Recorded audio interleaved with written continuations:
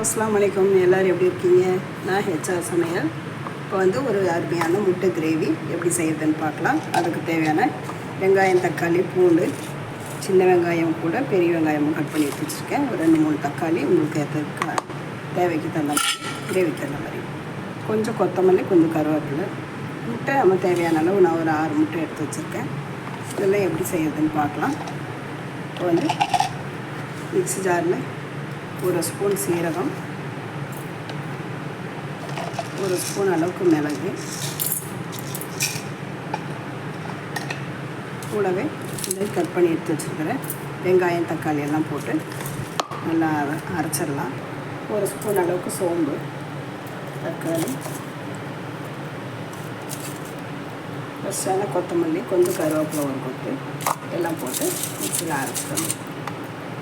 கடாயில் லைட்டாக எண்ணெய் ஊற்றி இந்த வேக வச்ச முட்டையெல்லாம் லைட்டாக வறுத்து எடுத்துக்கலாம்.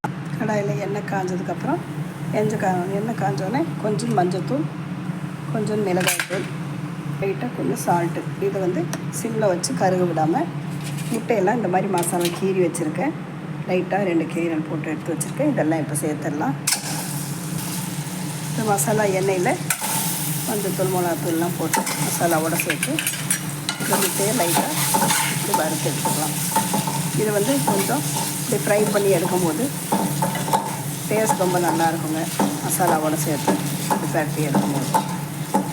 அதுக்கப்புறம் நம்ம போட்டு இது பண்ணிக்கலாம்.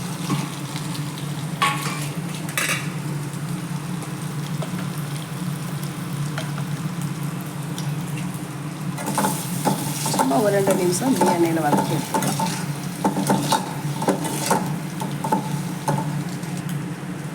லைட்டாக சவக்க வரும்.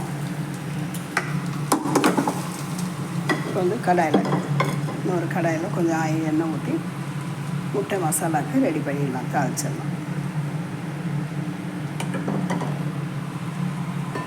எண்ணெய் காஞ்சோடனே சும்மா 2-3 இந்த பிரியாணி எல்லாம் 2 கிராம்பு, ஏலக்காய் போட்டு, ரொம்ப மசாலா வேண்டாம், ரொம்ப நெடியாக இருக்கும், தாளித்து விட்டுட்டு ஒரு 2 வெங்காயம் பொடியாக நறுக்கி வச்சுக்கிறேன். வெங்காயத்தை வெங்காயம் நல்லா எண்ணெயில் கொஞ்சம் வதங்கட்டுங்க. பொன்னிறமாக வர வரைக்கும் கொஞ்சம் வதங்கிடும். வெங்காயத்தை கூடவே கொஞ்சம் 2 பச்சை மிளகா, நல்லா ஃப்ரெஷ்ஷான பச்சை மிளகா 2 ஃப்ளேவருக்காக சேர்த்துருக்கேன். கூடவே ஒரு கட்டு கருவேப்பிலை போட்டு நல்லா எண்ணெயில் வதக்கி விட்டுருவேன்.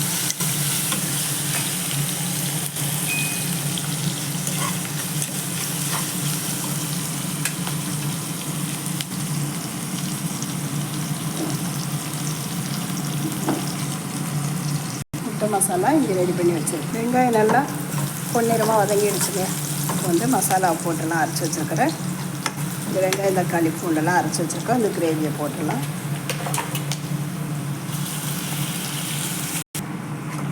அரைச்சி வச்சுருக்க மசாலாலாம் சேர்த்து ஒரு 5 நிமிஷம் நல்லா எண்ணெயில் வதக்கி விட்டுறணும். பச்சை வாசனை போகிற அளவுக்கு கொஞ்சம் வதக்கி விட்டுடலாம். கூடவே கொஞ்சமாக இஞ்சி பூண்டு பேஸ்ட்டு லைட்டாக போட்டால் போதும். ஏற்கனவே பூண்டெல்லாம் நிறைய சேர்த்துருக்கோம். அதை சேர்த்து இஞ்சி பூண்டு பேஸ்ட்டு 1 ஸ்பூன் போட்டிருக்கேன். எண்ணெயிலே கொஞ்சம் அதையும் வதக்கி விட்டுட்டு தேவையான அளவு மிளகாத்தூள், மஞ்சத்தூள், சால்ட்டெல்லாம் போட்டுக்கலாம்.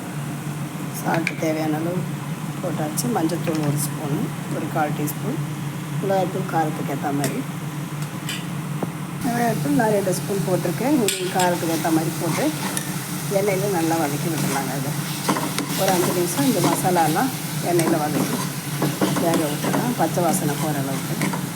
வெங்காய தக்காளியெல்லாம் பச்சையாக அரைச்சிருக்கோம், அதனால் கொஞ்சம் எண்ணெயில் வதக்கலாம், அந்த பச்சை வாசனை இருக்காது. கூடவே இந்த ஜாரை கொஞ்சம் கழுவான தண்ணியும் ஊற்றிடலாம்.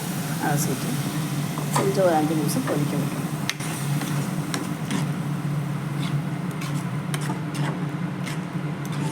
இந்த கிரேவி எல்லா டிஃபனுக்கும் தொட்டு சாப்பிட ரொம்ப நல்லாயிருக்குங்க. சப்பாத்தி, பூரி அதுக்கெல்லாம் கூட சாப்பிட்றதுக்கு ரொம்ப நல்லாயிருக்கும். சாதத்துலேயும் போட்டு பசங்க சாப்பிட்றதுக்கு ரொம்ப நல்லாயிருக்கும் டேஸ்ட்டு.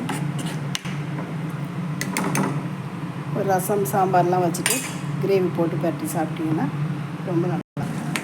இந்த மசாலாலாம் நல்லா எண்ணெய் பிரிஞ்சு குழம்பு நல்லா திக்காக பொரிச்சு வருது. இப்போ நம்ம எடுத்துட்டு வந்து இது பண்ணி வச்சுருக்கிற முட்டையெல்லாம் இதில் சேர்த்துடலாம்.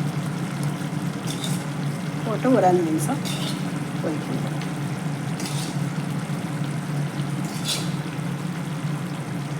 அவ்வளோதாங்க, முட்டை சேர்த்தாச்சு. கிரேவியோட ஒரு 5 நிமிஷம் இதில் போட்டு வதக்கி எடுத்துருவோம்.